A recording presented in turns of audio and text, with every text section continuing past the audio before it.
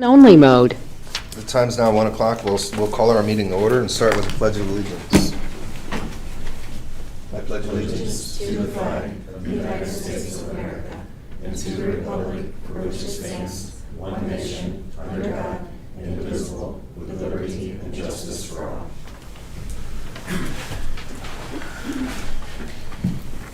All right, first item on the agenda today is Ryan Getz from our Highway Department with an update. Hello again. Good afternoon. Not a whole lot going on, but recap of kind of the summer.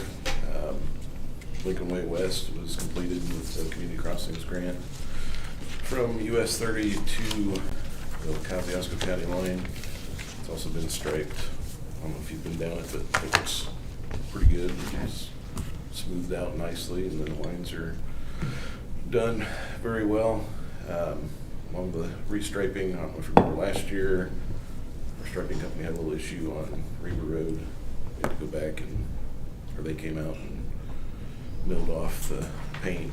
It's been redone.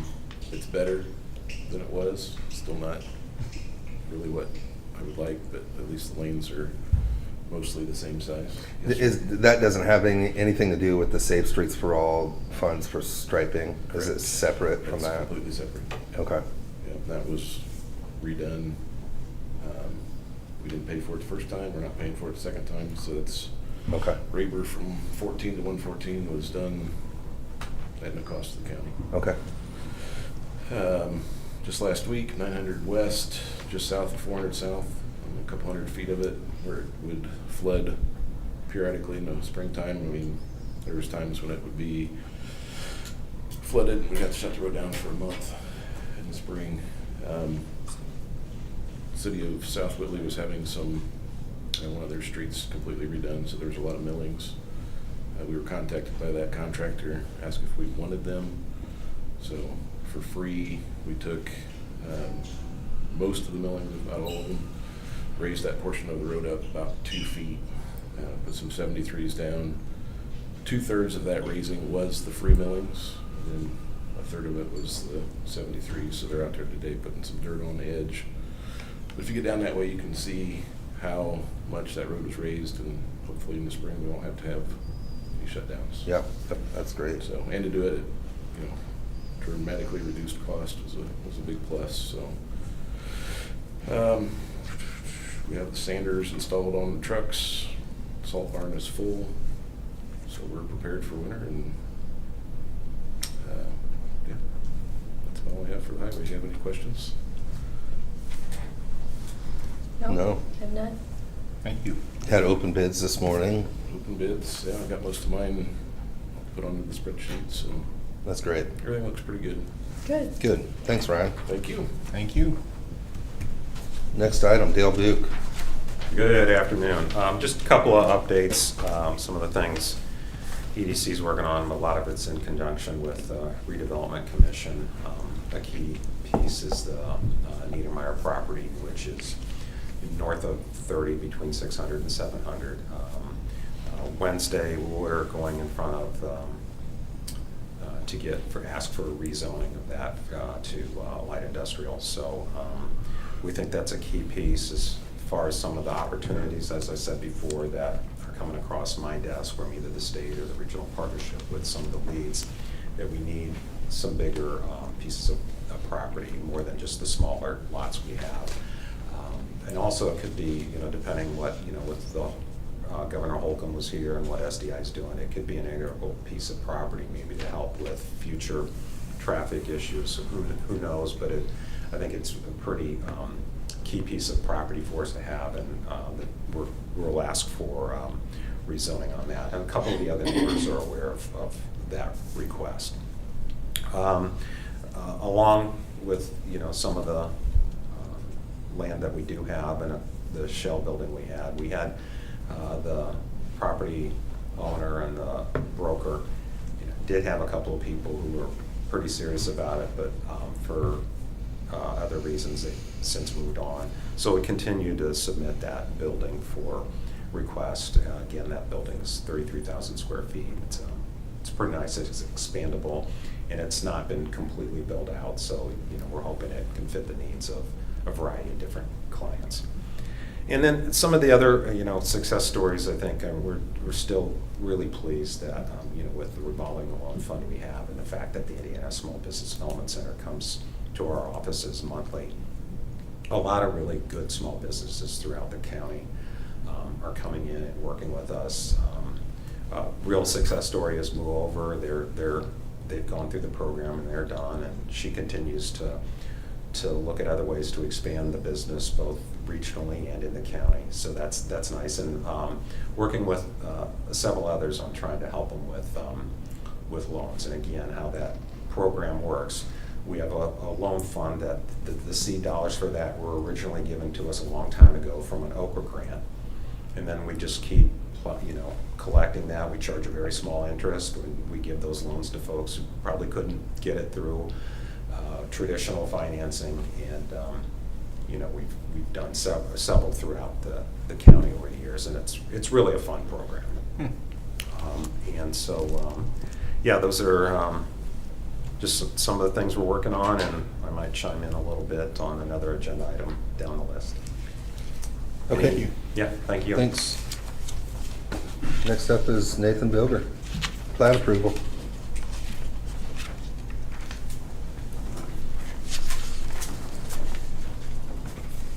Good afternoon. Have only one minor plat for your review today.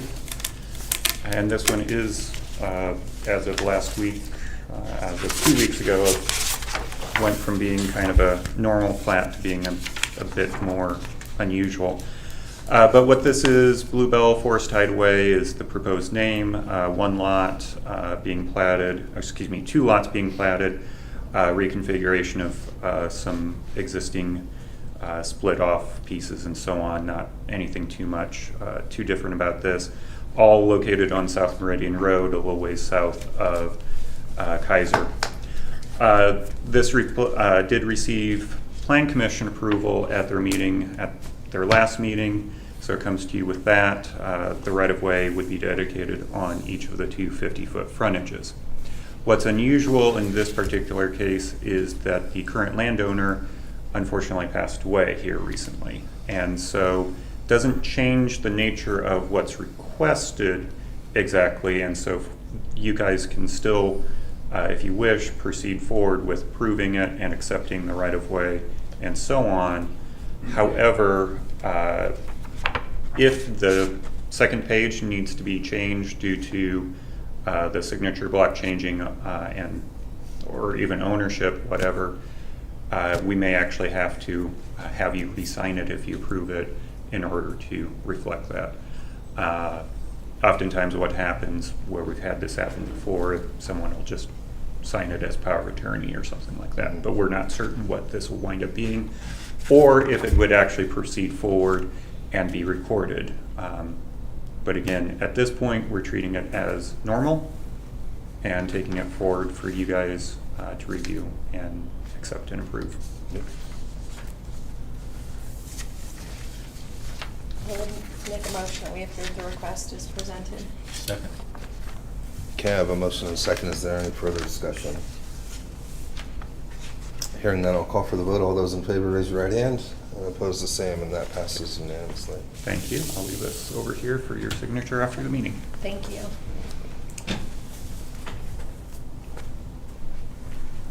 Scott Wagner.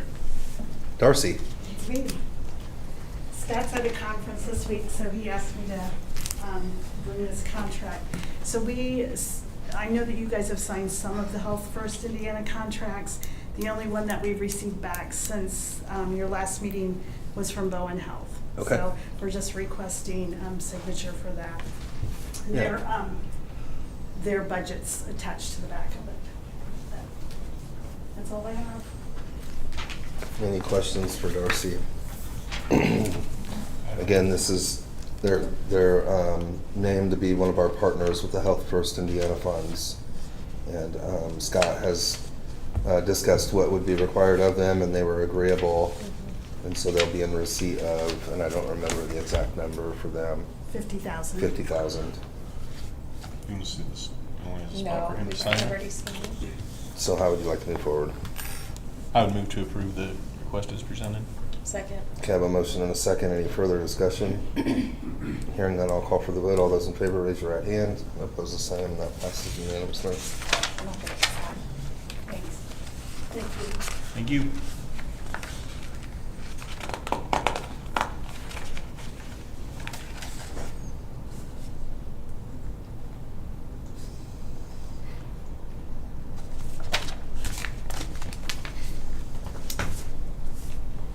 Next item on the agenda is Lakeland Internet Feasibility Study. Is this something that you wanted to Yeah, speak I'll to? talk about it, or- and then Dale, if you want to Yeah. chime in too. So obviously, we've been talking about broadband and a solution for better internet here in Whitley County. For some time, Lakeland Chuck Zurek doesn't own it. He does. He does still own it? Mhm. Okay. Well, he had issues at a property that he owns with not having good internet, so he just decided to start his own company, and it's a very good product. I've seen it. As you know, I drove up north to see how the product works. So the feasibility study would be for Lakeland Internet to essentially look at our infrastructure and then tell us what they would need to do to get internet to those underserved people. And the difference between the different providers that we've looked at before and this one is this would be just about an entire county solution. And it does sound like that we have allotted some funds from Redevelopment Commission to put towards something for broadband. There is a cost to the feasibility study, and I know, Andy, you and I have been chatting a little bit. We just have to figure out, because we know that they can pay for the TIF area. That's not an issue. We just have to figure out like what infrastructure feeds into the TIF, I guess, if that makes sense. So I guess after our next redevelopment commission, we can sort of figure out how it should be funded, and then I'll probably be back to chat with. I think they're some proposing more. 5, 6, 7 towers, and we're trying to figure out what towers serve the TIF district, because if it's in or serving, then the TIF dollars can pay for it. Sure. Well, and I think also, so they are looking at 7 towers, and again, we're, with Sand Strategies, which their contract's in it, but they're still helping on this, and the task force. This is a much better proposal that covers, as the Commissioner said, so much more of the county than maybe some of the other providers were. So they said what they needed is around $50,000 to do this feasibility study to make sure that these 7 towers actually do what they say they're going to do, and they're going to cover the area. But what's nice about the study is you don't pay for it unless you don't move forward with them. And so what we're working on is hopefully, because so many other people in the rural area actually work in the TIF, that this can serve the whole TIF. That our hope is that redevelopment can at least cover or underwrite that commitment. With the plan that we'd end up using Lakeland and never have to pay for this study. Sure. Mhm. Okay, so there's no ask today, there's, No ask today. this so was they're just they're- introductory. I would think by our next meeting, we Yeah. could figure out. If there would be an ask. Okay. Cool. And, our redevelopment council is helping us through on that. Yeah, great. Thank you. I hear he's good. Thanks. Next item on the agenda is the 2025 contractual service agreement with Purdue Extension. I did notice that Todd walked in. You want to just give us a quick, like a really quick update, like an abbreviated one? Sure. Yeah, with the contractual service agreement, that's the annual thing that Cooperative Extension across Indiana does with every county. So, but just quick update, things have been super crazy busy, especially on the youth development end. Lots of things that we had going on this fall. We did our first ever wilderness skills day camp. Trying to line up 3 school districts and trying to find the happy medium on a fall break is really hard, but we did land 2 school districts at the same time. I had no idea what to expect, but we ended up with 59 kids, which was awesome. Really helped us reach out and engage Indiana Department of Conservation, so they were there to do water safety and boating. Yes, I know it was the end of October, but the kids still loved getting in a boat when it was chilly that morning. We also did archery skills and rifle skills by bringing in our certified instructors and our equipment, which was awesome. A lot of the kids, it was their first time ever shooting a bow or shooting a .22 rifle, so that was cool. We had other educators from across the state there as well that did different things, like kids learned about GPS units, so they went on a hike and they did geocaching. So the educator hid stuff through the trails and the kids had to actually use the GPS unit to figure out the coordinates on where things were hid. It was a little trinket that the kids got to keep, so that was cool. We made our own campfire starters, which was neat, and they made their own fishing lure, which was super cool. The kids loved that. They got to fish. They learned how to build their own campfire, pitch a tent, and then we cooked lunch over the campfire. So it was a day long, 6 hours, and it felt like we were there for 30 minutes. We were running everywhere. So that was great. Another one that we did, we called it Sugar and Spice and Everything Pie, cooking, baking for kids. It was a hybrid model of Northeast Indiana. There were 10 other counties that participated. We had 67 kids total that were on, but our location had 31 of them in-house. So if you've ever been to our 4-H center, yes, we put all 31 pies in the oven at once. But the kids loved it. They made a homemade pumpkin pie, and then while those were baking, we had a crew doing dishes, and then they swapped out and made a no-bake cheesecake. So kids had a blast with that. This Saturday, we do our first ever Snowflake Studio, handmade holiday treasures. So this where we're incorporating hands-on STEM activities with kids with the goal of they're gonna go home with 4 gifts for people in their family. So, and we're gonna do the full-blown, they're gonna wrap them and everything, so even though if mom or dad or grandma and grandpa picks them up, they won't know what it is that they've made. So we're gonna incorporate digital graphic design.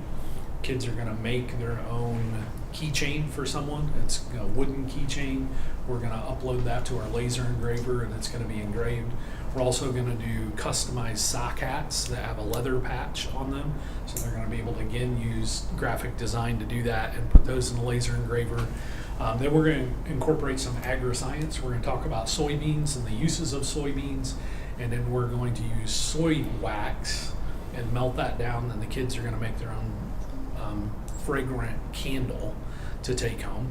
And in the last one, we're going to jump into cooking skills and something fun where they're going to make their own homemade super large cocoa bomb so that they're going to be able to gift to someone. So that one filled immediately. Our helpers wanted me to shut that off at 25. I didn't. We're at 52, and I finally shut it off, so they're probably going to kill me, but that's okay.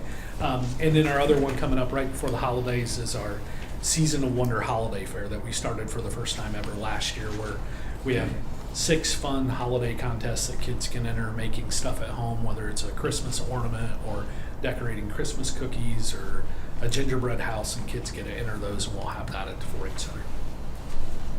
So. We really appreciate everything that you guys are able to accomplish in the department, so thank you. Yeah, absolutely. Thank you all. Thank you. So has everyone had a chance to review the annual agreement with Purdue Extension? Any questions or comments? No, I would move that, do we need to have a vote for you to be able to sign it, or? Yeah, we just need to approve. We've in the past, we've voted that the chair can sign for things that just require one signature. Yeah. Okay. So that doesn't, I don't believe, and Andy can correct me if I'm wrong, but since we passed that, we don't have to specify that in our motions. No, just pass this. Yeah. I move to approve this agreement as presented. Second. Okay, I have a motion and a second. Is there any further discussion? Hearing none, I'll call for the vote. All those in favor, raise your right hand. And opposed, the same, and that passes unanimously.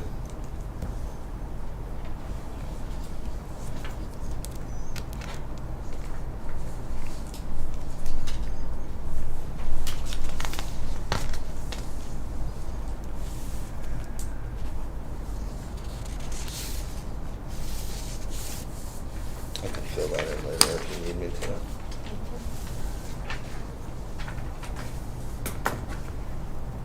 The next item on the agenda is certificate of sale contract and resolution for SRI. Do you want to kick it off, or Katie, you want to kick it off, or we'll let Andy? I don't have it in front of me.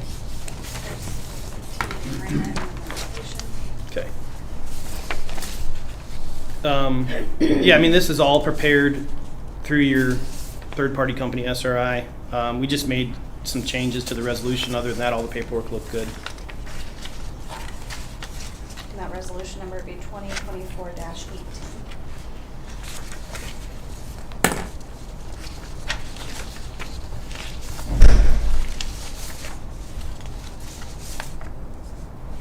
Any questions about this?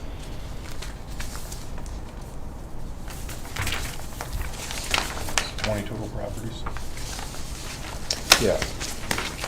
I move to approve resolution 2024-18. Second. Okay, I have a motion and a second. Any further discussion? Hearing none, I'll call for the vote. All those in favor, raise your right hand, and opposed, the same. That passes unanimously.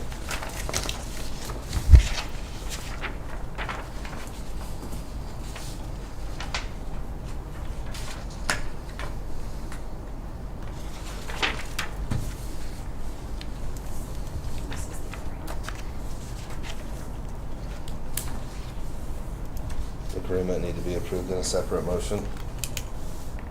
Or does the resolution cover it? I think, well, just vote on it just to be safe. I think the resolution covers it, but might as well just vote on the agreement also.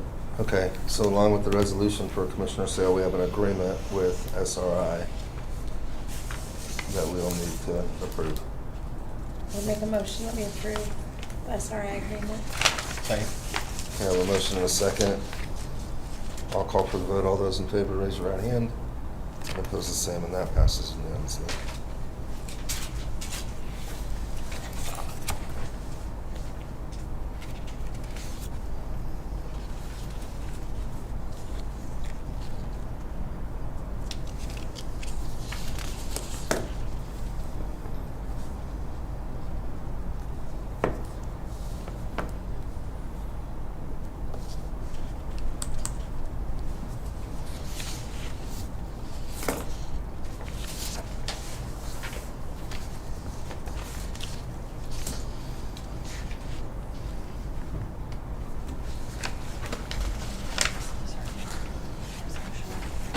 The resolution addresses the agreement. Yeah, so they just need to approve the resolution because the agreement's addressed.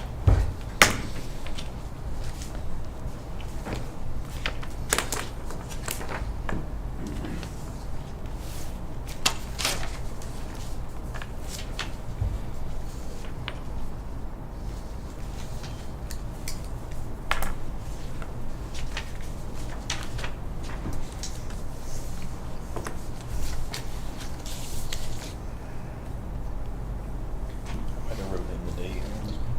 What was the last one? 8 or 18? We both Yes, did. that'll Check be the it. resolution. I'm not even sure what happened here, 19. but You said that you we'll just sign it and approves their- I'm sure it's good, but. You Yeah. gotta print your name somewhere on there. It says permit.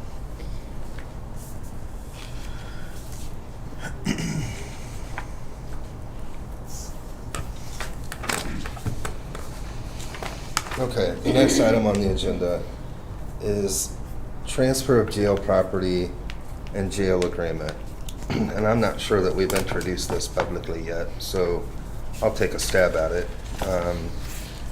We have an existing jail building that the building itself has usefulness. It's not, it was never that the jail was crumbling, and that was the reason why we built a new jail. The reason we built a new jail has and always has been, or is and always has been, that we were overcrowded. Our head count population was too high, and that kind of forced us to build a jail that would, not only fit our needs now, but for the future.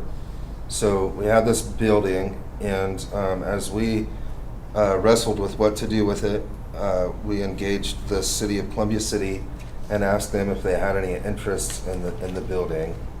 So they do, and they're in the process of a feasibility study now. And so what we have today is a resolution that would allow for us to transfer that building to the city.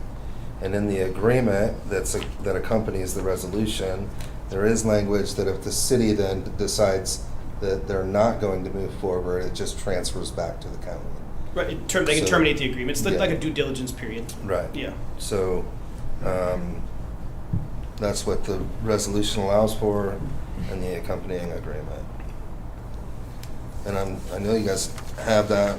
You've been part of the process, part of the conversation. So I'll ask, and this will be resolution number 2024-19, how you'd like to move forward. I'll make a motion to approve resolution 2024-19. Second. Okay, I have a motion and a second. Is there any further discussion? Would cover everything? Andy? Yeah, the agreement's referenced in the resolution, so you just need to pass that. Okay. So I have a motion and a second. I'll call for the vote. All those in favor, raise your right hand. And opposed, the same, and that passes unanimously.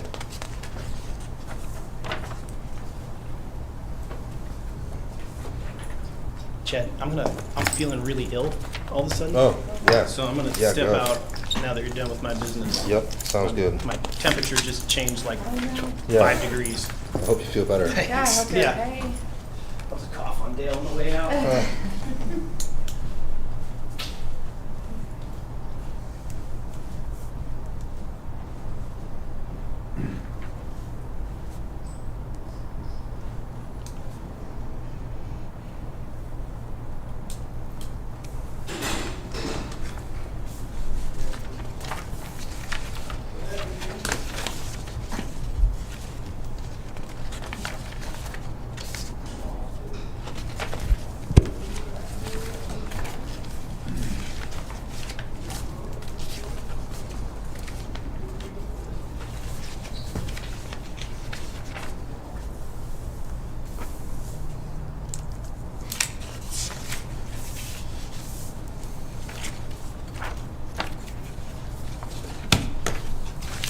Leslie, you're up. Okay, so I'm here today to update you on the NDOT compliance review that we are in the middle of, and then I'll present the voucher for third quarter reimbursement. So the compliance review, we've been going through the process of gathering all of the information, uploading the documents that they need to take a look at. I've been in communication with Tiffany throughout the process. We're already aware of some areas where we know we're not quite in compliance, and so they will come for the site visit this Wednesday. We'll host that. Teresa and Tiffany will be joining. I'll be getting you both some information before the end of it might be later this evening, but before the end of the day today, just on what to expect.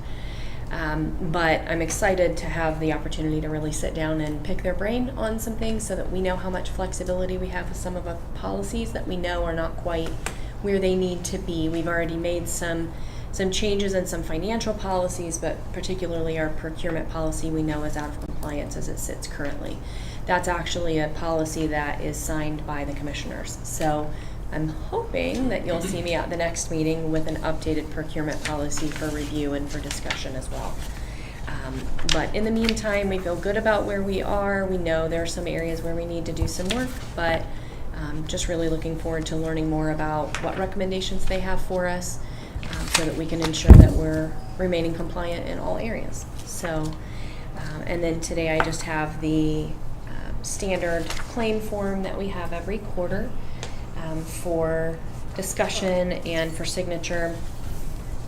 It's currently requesting from federal assistance $73,446. That is available in our normal amount that's approved for the year this year. So This is not the form that requires blue ink, or it is? that one should not. Okay. We should be fine. Okay. Sounds good. They'll tell me if I'm wrong, but I think we're fine with Okay. black ink on this one. Gotcha. So everyone has that in front of them. However you'd like to move forward. I will make a motion to approve the vouchers presented. Second. Okay, I have a motion and a second. I'll call for the vote. All those in favor, raise your right hand. And opposed, the same, and that passes unanimously. All right. Thank you. Does this go back to you, or does it go? to- Either way. All right. Thank you. So as an addition today, I'm sure you saw just late last week, Andy had responded to some questions that we had about the drainage project, Strong's Acts, that we've had our hand in from the beginning, but we have a memorandum of understanding with the Strong's Acts that will allow for them to, or allow for us to issue payment. We had an agreement that we would meet them in the middle on some repair because not that it was a legal drain, but roadside drainage was running to the bottom of a hill and then crossing their property, and we were diverting roadside ditch drainage to a privately owned a catch basin that then would drain into a lake. And so what this does is just, it was failing and they had to have emergency repair, and since they're taking on water that the county has diverted to them, we felt that it was right to match that payment 50-50, not to exceed $5,000. I think the total came in at, Rob, you might be able to rattle it off, but It was significantly less than that. yeah. I think it's only fair before we approve it that we tell everyone what we paid, but I think it was around 1,900. I don't see it on the form. I think it was like 2,500, or maybe I'm wrong. I'm gonna look it up. We're just gonna wait a minute while I look it up.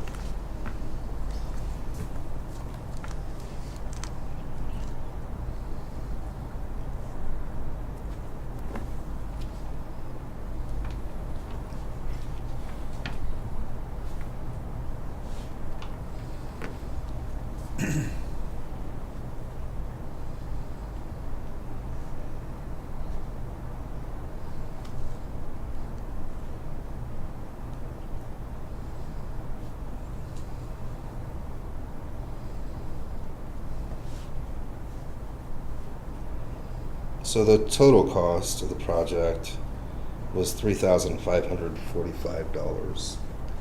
So we will match them at 50% of that. So I just think it's fair that we let people know what we're approving before we approve it. So how would you like to move forward with the MOU? I move to approve the agreement as presented. Second. Okay, I have a motion and a second. I'll call for the vote. All those in favor, raise your right hand, and oppose the same, and that passes unanimously.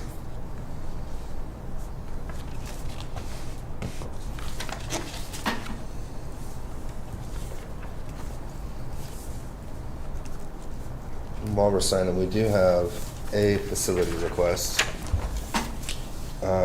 This facility request is from Nikki Venable, who represents the Whitley County Republican Party, and they are requesting to set up for on January 1st, when they do the swearing in for the newly elected officials. The Republican Party would like to use the main lobby of the courthouse to have refreshments for families and newly elected officials. So again, it'll be on the 1st. It'll be between 11 a.m. and 1:30 p.m. And seems pretty simple. Yep. This is a pretty much every year thing, so I'll move to approve this request as presented. Second. Okay, I have a motion and a second. I'll call for the vote. All those in favor, raise your right hand, and oppose the same, and that passes unanimously.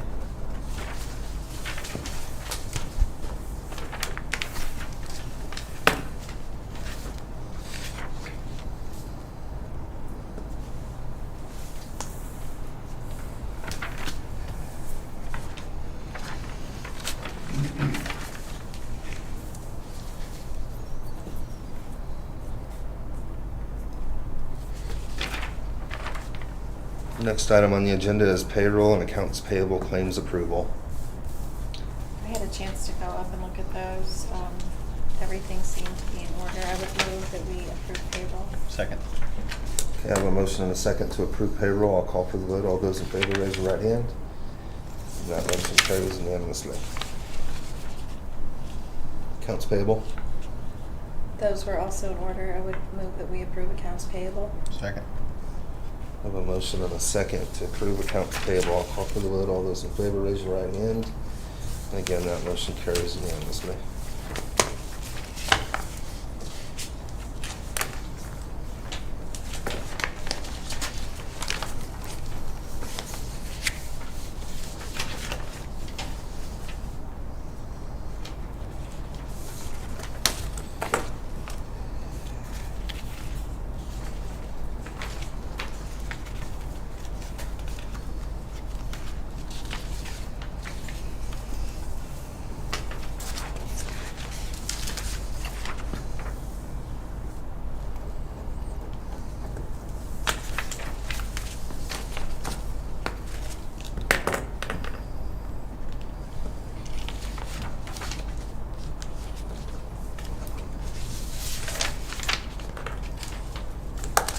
And the last item on the agenda today is our meeting minutes from November 4th. Has everyone had a chance to review? Yes, everything looked accurate, so I will move to approve the minutes as presented. Second? Okay, I have a motion and a second to approve minutes. All those in favor, raise your right hand. Opposed, the same, and it passes unanimously.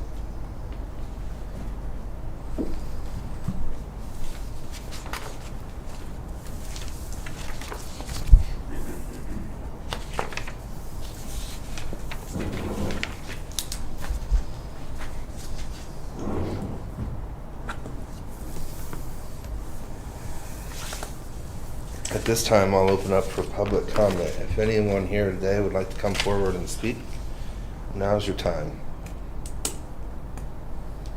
Hearing no public comment, Commissioner Basinger, anything to add? From nothing. Commissioner Schumann? Yeah, I just would like to say there was a gentleman who served the county well for many years that passed away recently. We lost him due to cancer. Steve Sycophus was a member of the Drainage Board. I believe I read that he served on the Whitco School Board, was very active in a number of other organizations in the community. So it's a very sad farewell to him, and we'll be sure to keep his family in our thoughts and prayers. Yeah, well said. Huge loss. Tiffany, anything to add? Okay. So at this time, I'll adjourn the meeting. Thanks for coming.